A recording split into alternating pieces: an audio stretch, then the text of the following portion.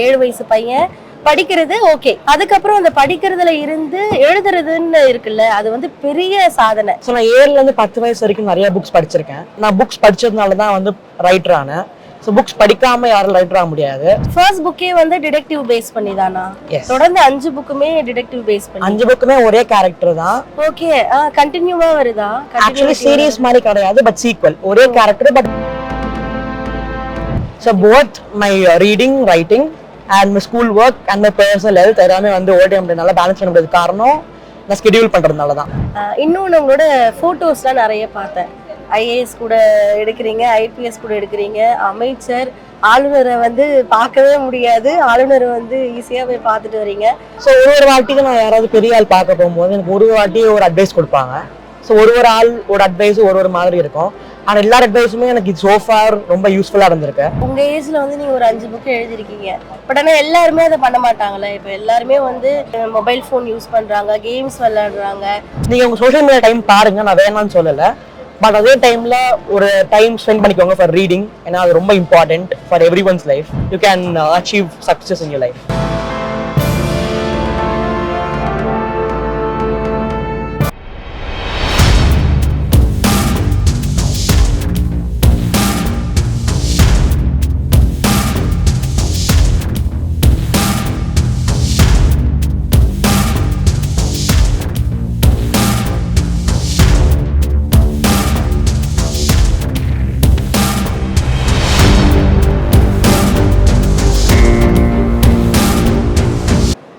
நேயர்களுக்கு அன்பு வணக்கம். 10 வயசுல இருந்து 15 வயசு வரைக்கும் நம்ம பெரும்பாலும் என்ன பண்ணியிருப்போம்? ஸ்கூல் போயிட்டு வந்திருப்போம், ஹோம்ஒர்க் பண்ணியிருப்போம். ஆனா இங்க ஒருத்தங்க 5 புக் ரிலீஸ் பண்ணியிருக்காங்க. அது மட்டும் இல்லாம அவங்க ஜேர்னலிஸ்டா இருக்காங்க, ஆங்கரா இருக்காங்க. இது எல்லாத்தையுமே அவங்க பள்ளி படிப்போட சேர்த்து பண்ணிட்டு இருக்காங்க. வணக்கம் ஷர்வந்த். வணக்கம். எப்படி இருக்கீங்க? நல்லா இருக்கேன். எழுத்தாளர் சொல்றதா, ஜேர்னலிஸ்ட் சொல்றதா, ஆங்கர் சொல்றதா, இந்த வயசுலயே பொறுப்பு கூடுதலா இருக்கு. எந்த வயசுல இருந்து எழுத ஸ்டார்ட் பண்ணீங்க? எனக்கு 7 வயசு இருக்கும் போது எங்க அப்பாவோட ஃப்ரெண்ட் ஒருத்தவங்க வீட்டுக்கு வரேன்னாங்க. ஸோ அப்போ வந்து ஒரு 7 வயசு பையனா சாக்லேட்ஸ், கிஃப்ட்ஸ் கொண்டு வருவாங்கன்னு நினச்சேன். பட் ஆனால் அவங்க கையில் வந்து 2 புக்ஸ் இருந்துச்சு. ஸோ அப்போ தான் முதல் வாட்டி எனக்கு புக்ஸ்ன்னு ஒன்று, ஸ்டோரி புக்ஸ் இருக்கு அந்த மாதிரி எக்ஸ்போஸ் ஆனேன். அது வரைக்கும் நான் ஆஃப்டர் ஆல் 7 வயசு தான் எனக்கு. ஸோ அதனால வந்து அவ்வளோ இன்ட்ரெஸ்ட் இல்லை புக்ஸில். பட் அப்போ வந்து ஸ்டோரி புக்ஸ் வந்து வாங்கிக்கிட்டேன். அதுக்கப்புறம் நான் படிக்கவே இல்லை, பிகாஸ் அப்போ எனக்கு அவ்வளோ இன்ட்ரெஸ்ட் இல்லை. ஸோ அப்படியே வந்து ஃபியூ டேஸ் போச்சு, அது ஃபியூ மந்த்ஸாக மாறிச்சு. ஒரு நாள் ஸ்கூல் முடிச்சுட்டு வந்தேன். வந்ததுக்கப்புறமா இந்த புக்ஸை பார்த்தேன். நம்ம ஏன் படிக்கக்கூடாது அப்படின்னு ஒரு ஸ்பார்க் வந்துச்சு. இந்த புக்ஸ் பக்கத்தில் போனேன், முதல் புக் எடுத்தேன். இந்த முதல் புக் வந்து ஆர்மி பார்த்து இருந்துச்சு. ஸோ எனக்கு அப்போது ஆர்மியில் ரொம்ப இன்ட்ரெஸ்ட்டு. 7 வயசு பையனா எனக்கு ஆர்மியில் போகணும்னு ஒரு ஆசை. ஸோ அதனால் வந்து அந்த புக்கு வந்து பரம்வீர் சக்ரா அப்படின்னு ஒரு அவார்டு வின்னிங் ஆர்மி பீப்புள் பற்றி எழுதியிருக்காங்க. அவங்க ஸ்டோரி, அவங்க எப்படி வந்து சின்ன வயசில் இன்ஸ்பயர் ஆனாங்க, அதெல்லாம் பார்த்து எனக்கு அது படிக்கும்போது ரொம்ப இன்ஸ்பைரிங்காக இருந்துச்சு. அண்ட் அந்த புக்கு ரொம்ப சூப்பராக இருந்துச்சு. 3 வாட்டிக்கு மேலே படித்தேன். எங்கள் அம்மா வந்து புக்கில் இன்ட்ரெஸ்டாக இருக்கிறத பார்த்தாங்க. அண்ட் நம்மயே வந்து நிறைய புக்ஸ் படிக்கக்கூடாது, வேறு புக்ஸ் ட்ரை பண்ணக்கூடாது அப்படின்னு ஒரு லெண்டிங் லைப்ரரி கூப்பிட்டு போனாங்க. அப்போ தான் வந்து நிறையா புக்ஸ் பார்த்தேன். அண்ட் ஒரு புக்காக படிக்க ஆரம்பித்தேன் அப்போலேருந்து. ஸோ அப்படி தான் வந்து என்னோட படிக்கிற ஜேர்னி ஸ்டார்ட் ஆச்சு. ஸோ இப்போ வரைக்கும் ஒரு 7-8 இயர்ஸாக படிச்சுட்டு இருக்கேன். அண்ட் ஒரு ஓவர் 400 to 450 புக்ஸ் படிச்சிருப்பேன். அண்ட் செவரல் ஜான்ராஸ் கவர் பண்ணியிருக்கேன், செவரல் புக்ஸ் கவர் பண்ணியிருக்கேன், செவரல் ஆத்தர்ஸ் கவர் பண்ணியிருக்கேன். ஸோ அது என்னோட one of my personal achievements. So ஒரு ஆர்மி புக்லேருந்து இன்ஸ்பயர் ஆகி ரீடர் ஆகிட்டேன். அண்ட் தென் லாக்டவுன் வந்துச்சு. அஃப்கோர்ஸ் லாக்டவுனில் வந்து எல்லாருமே வந்து 4 வால்ஸ்குள்ளே கன்ஃபைன் ஆகிருந்தோம். ஸோ அப்போ எனக்கும் என்ன பண்ணுறதுன்னே தெரியல, நிறைய ஃப்ரீ டைம் இருந்துச்சு. ஸோ அப்போ நம்ம ஏன் எழுத ட்ரை பண்ணக்கூடாது அப்படின்னு ஒரு ஸ்பார்க் வந்துச்சு. ஸோ அப்போ ஒரு ரேண்டம் டைரி எடுத்தேன். அண்ட் என்னோட கேரக்டர்ஸ் உருவாக்கினேன், என்னோட பிளாட்ஸ் உருவாக்கினேன், என்னோட கதையை உருவாக்கினேன். அண்ட் என்னோட டைரியில் எழுத ஆரம்பித்தேன். So I spend lot of time on it. ஒரு 44 ஷார்ட் ஸ்டோரிஸ் வரைக்கும் எழுதியிருப்பேன். 44 ஷார்ட் ஸ்டோரிஸ்? எஸ். ஸோ எழுத எங்கள் அப்பா வந்து இதையே நீ பப்ளிஷ் பண்ணக்கூடாது அப்படின்னு ஐடியா கொடுத்தாரு. ஸோ முதல்ல கேட்கும் போது யோசித்தேன், இந்த மாதிரி என் புக்ஸ் வந்து அவ்வளோ நல்லா இருக்குமா பப்ளிஷ் பண்ணுறதுக்கு, அதுக்கப்புறமா நம்ம ஏன் ட்ரை பண்ணக்கூடாது, ஒரு ஃபர்ஸ்ட் ஸ்டெப்பாக இருக்குமே அப்படின்னு சொல்லி எழுத ஆரம்பித்தேன். ஷார்ட் ஸ்டோரிஸை யூஸ் பண்ணி நானே புதுசாக கதை உருவாக்கினேன். அண்ட் ஒரு டிராஃப்ட் உருவாக்கினேன். அதுக்கப்புறமா ஒரு பப்ளிஷர் தேட ஆரம்பித்தோம். அப்போ எந்த பப்ளிஷருமே வந்து என்னோட புக்ஸை நம்பி வாங்குற அளவுக்கு ரெடியா இல்லை. ஏன்னா அப்புறம் ரொம்ப சின்ன பையனா இருந்தேன், ஒரு 10 வயசு தான் இருக்கு எனக்கு. ஸோ ரொம்ப சின்ன பையனா இருக்காங்களே, எப்படி நம்ம வந்து இவங்களோட புக் பப்ளிஷ் பண்ணலாம் அப்படின்னு நிறைய பேர் சொன்னாங்க, நிறைய பேர் டிஸ்கிரிமினேட் பண்ணாங்க. பட் ஆனாலும் என்னோட புக் பப்ளிஷ் பண்ணி ஆகணும் அப்படின்னு ஒரு ஆசை இருந்துச்சு. அது மூலமா வந்து என்னோட ஃபர்ஸ்ட் புக் வந்து எம்ரல் பப்ளிஷர்ஸ்னு ஒரு பப்ளிஷர் வந்து ஃபைனலி அக்செப்ட் பண்ணாங்க. அண்ட் அதுக்கப்புறம் என்னோட ஃபுல் எஃபோர்ட் போட ஆரம்பிச்சேன். அண்ட் என்னோட முதல் book the abysmal thief and other stories வந்துச்சு. அதுக்கப்புறமா 1 இயர்க்கு அப்புறமா என்னோட செகண்ட் புக் பப்ளிஷ் ஆச்சு, டிவிஎஸ் பர்சன். அண்ட் என்னோட 3வது புக் மேஜிக்கல் பிளிட்ஸும் பப்ளிஷ் ஆச்சு. லாஸ்ட் இயர் என்னோட 4th புக் த ஷேடோ லாசனிஸ் பப்ளிஷ் பண்ணோம். அண்ட் இந்த இயர் இப்போ இன்னைக்கு 5th book the detective's dilemma publish ஆக போகுது. ஸோ இதான் என்னோட reading journey, writing journey. So ஒரு ரேண்டம் ஆர்மி பேஸ்ட் புக்ல இருந்து படிக்க ஆரம்பிச்சேன். அண்ட் ஒரு ரேண்டம் டைரி எடுத்துட்டு எழுத ஆரம்பிச்சேன். ஸோ இப்படியே வந்து எழுதவும் படிக்கவும் ஆரம்பிச்சேன். அதுக்கப்புறம் நிறைய கம்பெனிக்கு ஒர்க் பண்ண ஆரம்பிச்சேன், நிறைய எழுத ஆரம்பிச்சேன். அண்ட் எவென்ச்சுவலி நான் வந்து இன்னைக்கு இப்போ இருக்கேன். ஸோ என்னோட பேரண்ட்ஸ் என்னோட ஜெர்னி ரொம்ப சப்போர்ட்டிவாக இருந்தாங்க, நிறைய ஐடியாஸ் கொடுத்தாங்க. என்னோட ஃபர்ஸ்ட் புக் எப்படி எழுதணும்னு வந்து ஒரு ஸ்டெப்பிங் ஸ்டோனாக இருந்தாங்க. அதுக்கப்புறம் என்னோட கிராண்ட் பேரண்ட்ஸ், என்னோட ஃப்ரெண்ட்ஸ், டீச்சர்ஸ் எல்லாருமே ஒரு சப்போர்ட்டிவ் பீப்புளாக இருந்தாங்க, என்னோட பில்லராக இருந்தாங்க. ஸோ வித்தவுட் தெம் நான் இன்னைக்கு இப்போ இந்த இடத்துக்கு வந்திருக்க முடியாது. எல்லாருக்கும் தேங்க்ஸ். அண்ட் அதான் என்னோட ஜேர்னி. கண்டிப்பா எழுதுறது எல்லாமே ஓகே, நீங்க படிக்கிறது எல்லாமே ஓகே. ஒரு 7 வயசுல இருந்து ஒரு 7 வயசு பையன் படிக்கிறது ஓகே, இந்த சின்ன சின்ன கதை புக்கெல்லாம் படிப்பாங்க. அதுக்கப்புறம் அந்த படிக்கிறதுல இருந்து எழுதுறதுன்னு இருக்குல்ல, அது வந்து பெரிய சாதனை என்னை பொறுத்த வரைக்குமே. இப்போ என்ன கூப்பிட்டு திடீர்னு ஒரு புக்கு நீ எழுது அப்படின்னு சொன்னா என் வயசு கண்டிப்பா அது உடனே நடக்காது. நீங்க எழுதியிருக்கீங்க இல்லையா? ஸோ எழுதும் போது இப்போ பெரிய பெரிய எழுத்தாளர்கள்லாம் என்ன பண்ணுவாங்க அப்படின்னா, அவங்க பார்த்தது கேட்டது நடக்கிறது அப்படி இல்லைன்னா ஒரு இமேஜினரி வேர்ல்டு மாதிரி கற்பனை பண்ணிக்கிட்டு அதுல இருந்து எழுதுவாங்க. நீங்க எப்படி ஸ்டார்ட் பண்ணீங்க அதை? எந்த மாதிரி கதை எழுதலாம்? ஏன்னா நிறைய குழப்பம் இருக்கும்ல, கார்ட்டூன்ஸ் மாதிரி எழுதலாமா இல்ல உண்மையா நடக்கிறது எழுதலாமா, நிறைய இருக்கும்ல.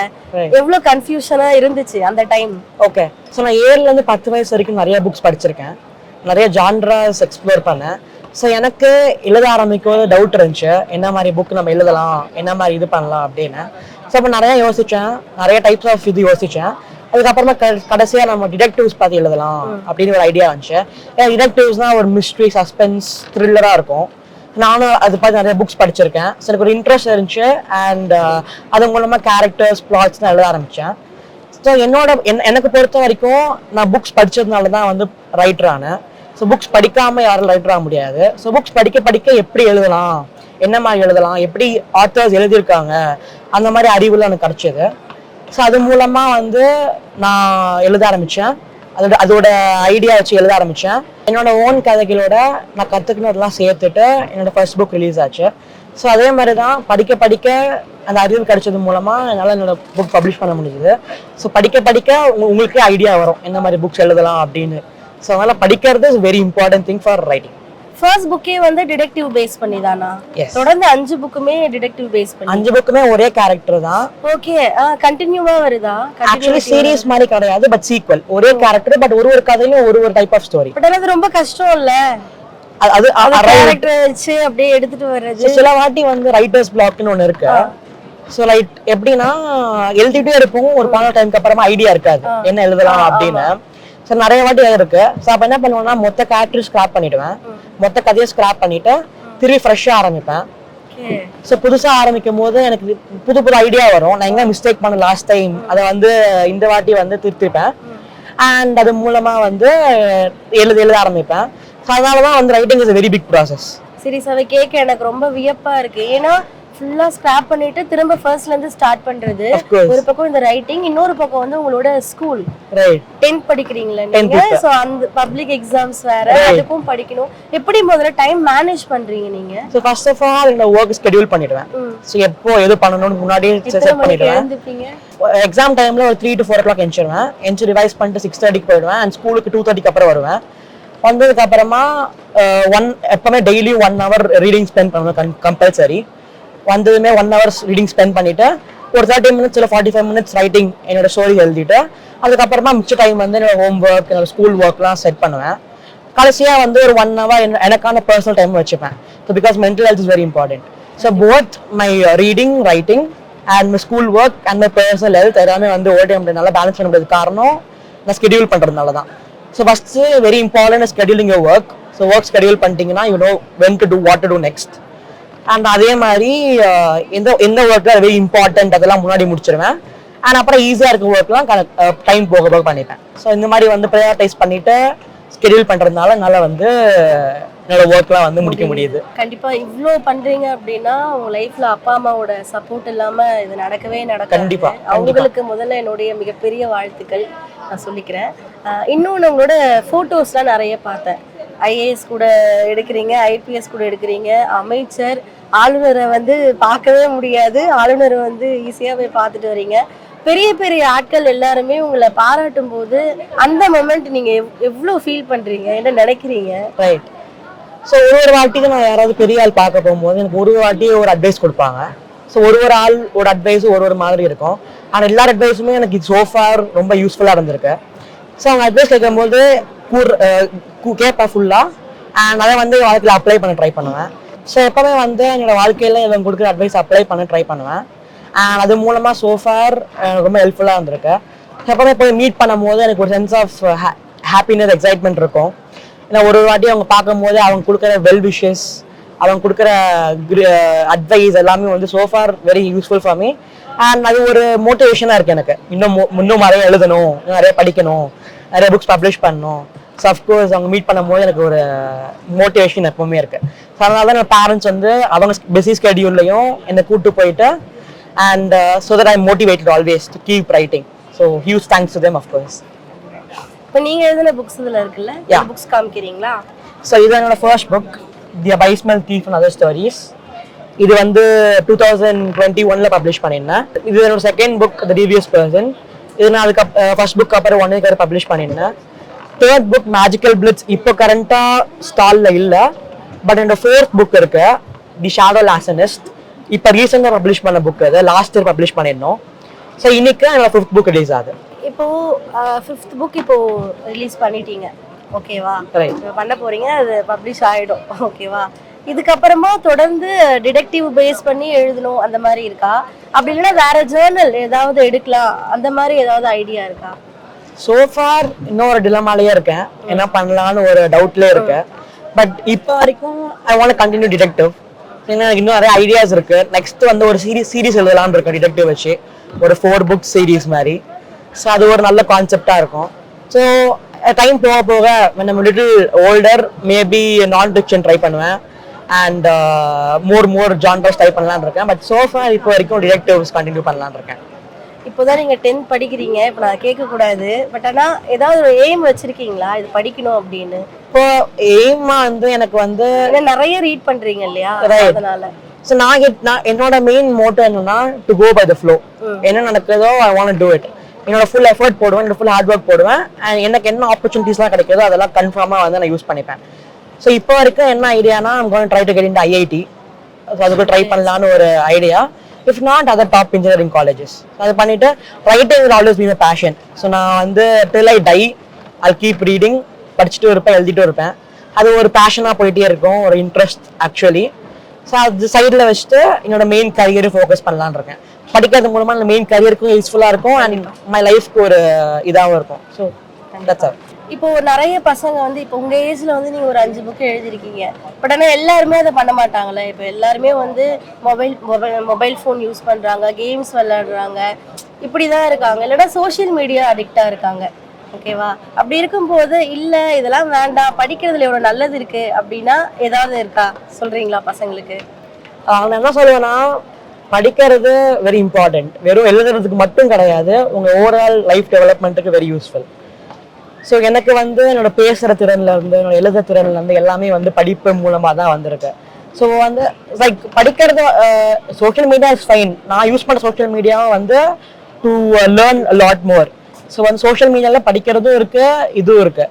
நம்ம வந்து படிக்கிறதோட கான்செப்டுவலாக போனோம்னா it will be good for a life. நம்மளுக்கு அதே டைமில் வந்து ஸ்பெண்ட் பண்ணுற மாதிரி இருக்கும், ஆனால் செல்ஃப் சேம் டைம் ஒரு புது விஷயம் டெய்லியும் கற்றுக்குறோம். ஸோ அது அஃப்கோர்ஸ் ஒரு நல்ல விஷயம் தானே.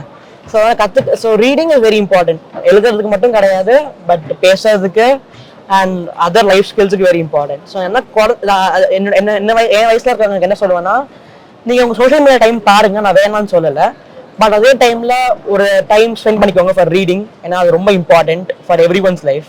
ஸோ ரெண்டுத்தையும் பேலன்ஸ் பண்ணுங்க. ரெண்டுத்தையும் பேலன்ஸ் பண்ணிட்டீங்கன்னா you can achieve success in your life. கண்டிப்பா. இப்போ ஒவ்வொருத்தருக்குமே இந்த புக் நான் படிச்சேன், இதனால எனக்குள்ள ஒரு மாறுதல் வந்துச்சு அப்படின்னு இருக்கும்ல. அந்த மாதிரி நீங்க படிச்ச எந்த புக் உங்களுக்குள்ள ஒரு தாக்கத்தை ஏற்படுத்துச்சு? Okay, really heart, very hard question, ரொம்ப கடினமான கொஸ்டின். ஏன்னா எனக்கு நிறைய புக்ஸ் படிச்சிருக்கேன், எனக்கு எல்லாமே ஒரு இன்ஸ்பிரேஷனாக இருக்குன்னு சொல்லியிருப்பேன். பட் சின்ன வயசுல படிக்க ஆரம்பிக்கும் போது நம்ம கண்டினியூ பண்ணலாம் அப்படின்னு வந்த ஒரு புக்கு வந்து Geronimo Stilton, very popular children's book. So இதுதான் ஃபர்ஸ்ட் நான் படிக்க ஆரம்பிச்ச புக்கு. இந்த புக்கு தான் வந்து படிச்சுட்டே இருக்கணும், நிறைய இருக்கு, இன்ட்ரெஸ்டிங்காக இருக்குன்னு சொல்லி எனக்கு வந்து ஒரு இது வந்தது அந்த புக்கு தான். ஸோ ஃபர்ஸ்ட் அந்த புக்கு வந்து எனக்கு ரொம்ப யூஸ்ஃபுல்லாக இருந்துச்சு. அண்ட் அதான் என்னோட ஃபர்ஸ்ட் இன்ஸ்பிரேஷனல் புக்குன்னு சொல்லுவேன். அதுக்கப்புறமா வந்து ஃபேமஸ் 5, சீக்ரெட் 7 அந்த மாதிரி சில்ட்ரன்ஸ் புக்கும் ரொம்ப ஹெல்ப்ஃபுல்லாக இருந்திருக்கு. அதுக்கப்புறமா வந்து ஹாரி பாட்டர் அந்த மாதிரி classic books of course, and hunger games, maze runner, அப்புறம் நிறைய சீரீஸும் எனக்கு வெரி யூஸ்ஃபுல்லாக இருந்திருக்கு. ஸோ எல்லா புக்ஸுமே இன்ஸ்பயர் பண்ணியிருக்குன்னு சொல்லுவேன். பட் தொடக்க வயசுல, சின்ன வயசுல ஜெரோனிமோ செல்டன் சில்ட்ரன்ஸ் புக் தான் எனக்கு ரொம்ப இன்ஸ்பிரேஷனாக இருந்திருக்கு. இப்போ வந்து உங்களுக்கு ஸ்கூல் சிலபஸ் படிக்கிறதுக்கு எழுதுறதுக்கே வந்து டைம் சரியா இருக்கும் இல்லையா? ஸோ அப்படி இருக்கும்போது உங்களோட ஃப்ரெண்ட்ஸ்லாம் எப்படி கோஆப்ரேட் பண்றாங்க? ஃப்ரெண்ட்ஸ் இருக்காங்க, ஏன்னா இப்படி பிஸியா இருக்கிறவங்களுக்கு ஒன்று கம்மியா இருப்பாங்க, அப்படி இல்லைன்னா புரிஞ்சுக்கிற மாதிரி ஃப்ரெண்ட்ஸ் இருப்பாங்க. ஸோ எனக்கு வந்து நான் நல்லா பேசுவேன். ஸோ நிறைய ஃப்ரெண்ட்ஸ் எனக்கு இருக்காங்க. என்னோட ஃப்ரெண்ட்ஸ் எல்லாருமே ரொம்ப சப்போர்ட்டிவாக தான் இருந்திருக்காங்க சோஃபார். ஸோ அது மட்டும் இல்லாமல் என் மூலமாக 2 ஃப்ரெண்ட்ஸ் இன்ஸ்பயர் ஆகி அவங்களும் படிக்க ஆரம்பிச்சு இப்போ 2 புக் ரிலீஸ் பண்ணியிருக்காங்க. ஸோ அதுதான் என்னோட ஒரு பர்சனல் அச்சீவ்மெண்ட்டாக சொல்லுவேன். ஸோ எப்போவுமே நான் எங்கே போனாலும் வந்து எல்லா சில்ட்ரனுக்கும் படிக்க சொல்லுவேன், பிகாஸ் அது வெரி இம்பார்ட்டன்ட். இப்போ சொன்ன மாதிரி லாஸ்ட் கொஸ்டின். ஸோ அதே மாதிரி என் ஃப்ரெண்ட்ஸுக்கும் இன்ஸ்பயர் பண்ணிகிட்டே இருந்தேன். அண்ட் இப்போ வந்து 2 ஃப்ரெண்ட்ஸ் வந்து பப்ளிஷ் பண்ணியிருக்காங்க, அவங்க 2 புக்கு பப்ளிஷ் பண்ணியிருக்காங்க சோஃபார். ஸோ அது வந்து எனக்கு ஒரு மோட்டிவேஷனாக இருக்குது, to keep on reading, to keep on writing as well. So அது மட்டும் இல்லாமல் ஸோ எல்லா ஃப்ரெண்ட்ஸும் சப்போர்ட்டிவாக இருந்திருக்காங்க. அண்ட் ஏதாவது ஈவெண்ட் வந்துச்சுன்னா ஃபர்ஸ்ட் ஹெல்ப் பண்ணுறவங்க என்னோட ஃப்ரெண்ட்ஸ் தான். என்னோட ஈவெண்ட்டுக்கு வரவங்களும் என்னோட ஃப்ரெண்ட்ஸ் தான். ஸோ எல்லா ஃப்ரெண்ட்ஸுமே எனக்கு சப்போர்ட்டிவாக வந்திருக்காங்க. ஸோ அதான். கண்டிப்பாக சூப்பர், ரொம்ப அழகாக சொன்னீங்க. அடுத்தவங்களை இன்ஸ்பயர் பண்ணுறது மட்டும் இல்லாமல் அவங்களையும் எழுத வச்சிருக்கீங்க. அஃப்கோர்ஸ், ரொம்ப வாழ்த்துக்கள், மகிழ்ச்சியாக இருக்குது அது ரொம்ப கேட்குறதுக்கு. நன்றி. ஷர்வந்தோட சக்ஸஸ்க்கான மோட்டோ என்ன?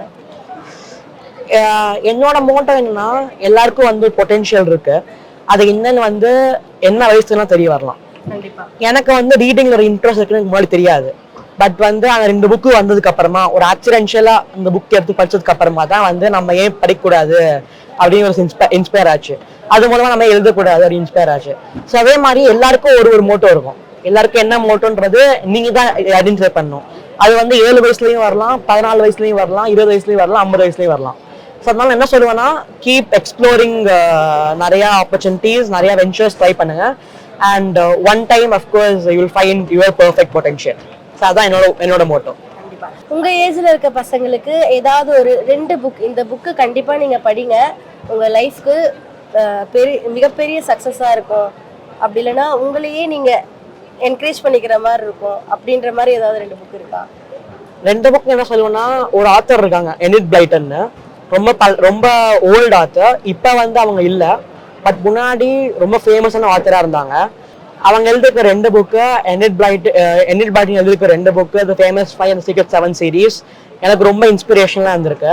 ஸோ நான் நிறைய கிட்ஸுக்கு வந்து அந்த புக் ரெக்கமெண்ட் பண்ணுவேன். கண்டிப்பாக படிச்சிங்கன்னா உங்களுக்கே வந்து படிக்கிறதுக்கு இன்ட்ரெஸ்ட் வரும். So definitely secret 7 and famous 5 கண்டிப்பாக வந்து நான் ரெக்கமெண்ட் பண்ணுவேன். கண்டிப்பா தம்பி, நீங்க வந்து இப்போ இந்த வயசுலயே நிறைய அச்சீவ் பண்றீங்க. இன்னும் நிறைய புக்ஸ் எழுதணும், டிடெக்டிவ் மட்டும் இல்லாம இதுலயே இன்னும் வேற என்னெல்லாம் உங்களுக்கு தோணுதோ நிறைய எழுதணும். உங்களை பார்த்து இன்ஸ்பயர் ஆகி உங்க ஏஜ்ல இருக்கிற பசங்க, உங்களோட சின்ன பசங்க எல்லாமே நிறைய எழுதணும். முதல்ல உங்களுக்கு வாழ்த்துக்கள். ரொம்ப நன்றி. சந்திச்சது ரொம்ப மகிழ்ச்சி. ரொம்ப நன்றி.